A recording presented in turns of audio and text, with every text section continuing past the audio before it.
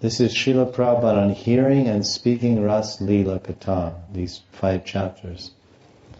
Srila Prabhupada said, one who has developed his faith in Krishna can both describe and hear the Ras Lila.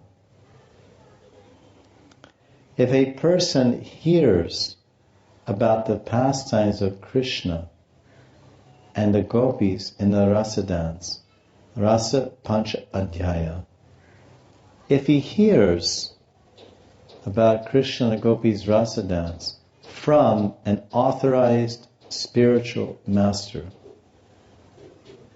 who is in disciplic succession and who is always engaged in Krishna consciousness, then that person who has faith in Krishna and hears the Ras Lila from a bona fide guru, what will happen to him?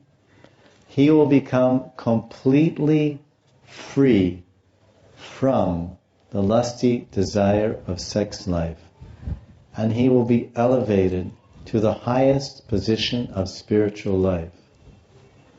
Ras Lila Katha Shravan Ki Jai, Srila Prabhupada Ki Jai. That's Srila Prabhupada's Krishna book, chapter 33, his Tika on verse 39, printed in 1969, the Krishna book.